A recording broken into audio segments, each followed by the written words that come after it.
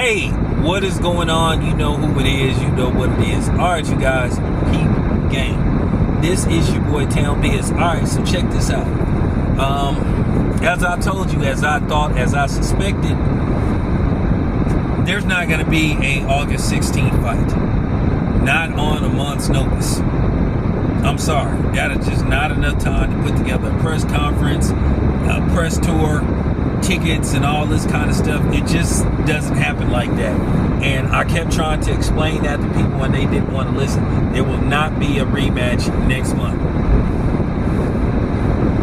You've been hearing the next best scenario is they can get this fight going in October. But you've been hearing that Tank wants to fight Jake Paul, and that's the fight that he's going to go forward with. Because at the end of the day, it's a big payday. And it'll be an exhibition match, and it won't go against Tank's actual record. Well, if people want to believe it or not, there has been talk behind the scenes that Tank's confidence is shaken based off what happened in the Lamont Roach fight. This is what happens when you build a guy up, when you build him up as a knockout artist, where you have him believing that he can knock anybody out and that he's going to have knockouts the rest of his career. Boxing doesn't work like that. Just doesn't. You know, you can have a high knockout percentage, but I don't think, to my knowledge, there's ever been a fighter that had a 100% knockout ratio. Arthur Beterbiev was the closest that came to a 100% knockout ratio. So that's just highly unlikely. But when you have a team around you that say, hey man, you the best, you a star, you can do this, you can do that, and then, you know, basically in between the rounds where you're in a fight and you got that one opponent that refuses to comply and that refuses to cooperate and not go down when you hit him, and you hit him with some of your best shots and he don't go down and you may not even hurt him, then all of a sudden you start to get confused, then you start to lose a lack of confidence.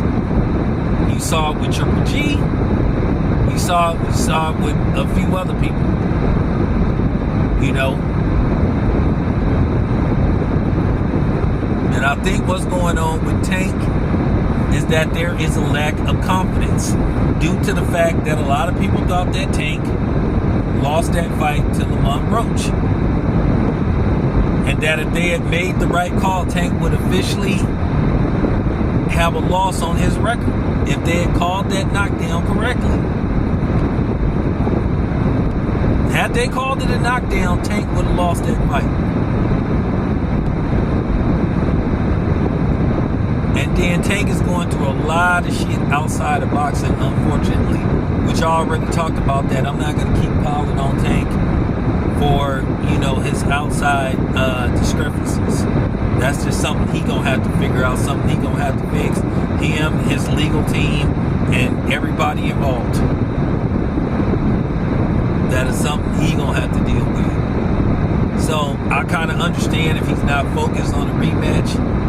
But yeah, I just think that there's a lack of confidence. I think a lot of people believe that there is a lack of confidence with Tank going into a second fight with Lamont Roach, because I think, to his surprise and a lot of other people's surprise, including mine, that watched the fight, we saw how good Lamont Roach did.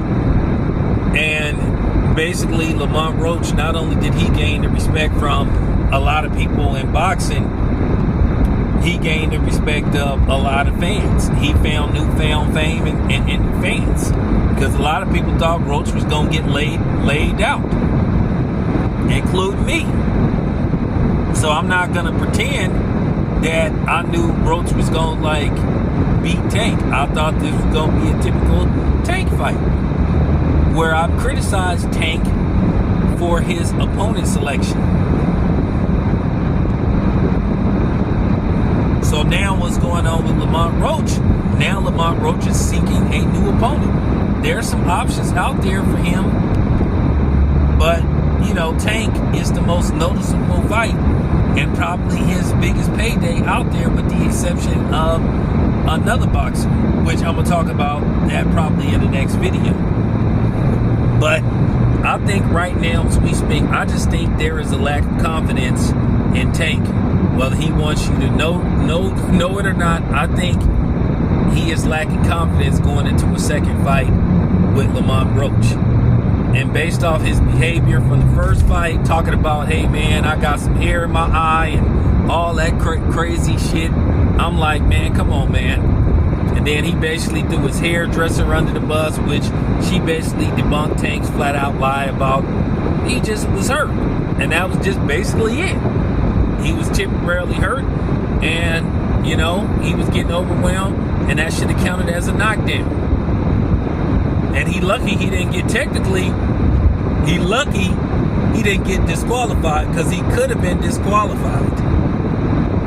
And then you had all the Tank fans making excuses for him and all this kind of stuff about what happened in the fight and stuff. We just saw Tank get beat. I said this happens to a lot of boxers. Every boxer had that one outing where somebody gives them the business, or they does better than what a lot of people thought they would do.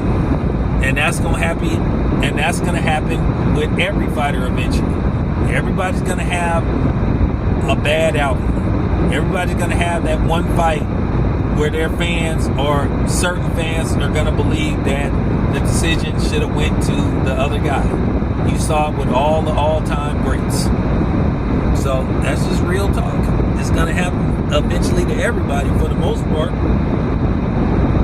So, you know, with that being said, and Tank is just gonna have to figure it out. But at the end of the day, that's unfortunate for Lamont Roach, because now Tank has just wasted, let me see,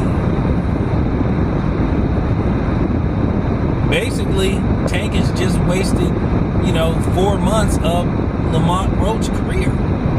He left him hanging, he left him high and dry, and that's just the sad part about it. So now, once again, Lamont Roach has to move on and figure out what's his next move and what will be his best move. So we'll see. Anyway, this is your boy Down Biz. I'm out.